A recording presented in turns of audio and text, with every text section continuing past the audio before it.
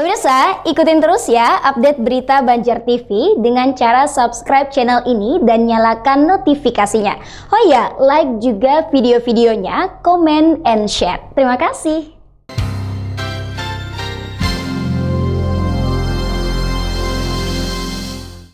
Informasi lainnya, DPRD Banjar berencana membentuk Pansus Rencana Tata Ruang Wilayah guna menelisik adanya dugaan permainan Raperda RT RW yang dilakukan oleh oknum yang tidak bertanggung jawab atau diistilahkan sebagai setan gundul.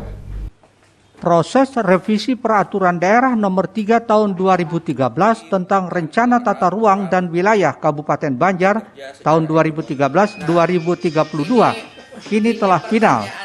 Informasinya, produk hukum tersebut sudah berada di Kementerian Agraria dan Tata Ruang Badan Pertanahan Nasional.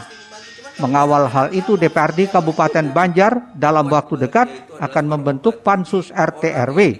Ini untuk menelisik dugaan adanya indikasi praktek jual beli kebijakan yang bermain dalam pembuatan rancangan Perda RT RW Kabupaten Banjar.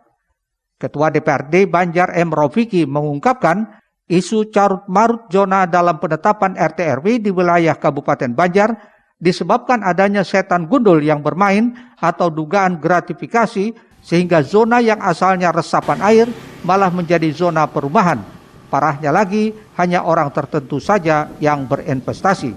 Masalah RT RW ini adalah masalah klasik di semua daerah. Yang menjadi menarik adalah di sini kami mendengar adanya, dalam tanda kutip bahasa saya, para setan gundul yang bermain. Ini kan tidak boleh.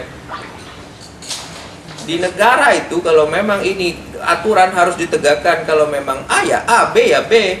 Jangan hukum itu tajam ke atas, tumpul ke bawah. Tiba-tiba misalkan ada orang di pinggir sungai misalkan yang tidak sesuai RT RW mau dibongkar segala macam. Tetapi ketika ada orang yang kuat uangnya dan segala macam diperbolehkan, harus sama rata hukum itu, tidak boleh. Makanya kita di DPRD akan bersiap, dalam bahasa saya, mengawal ini sampai tuntas.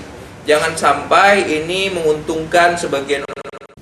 Hal senada disampaikan Wakil Ketua DPRD Banjar Ahmad Rizani.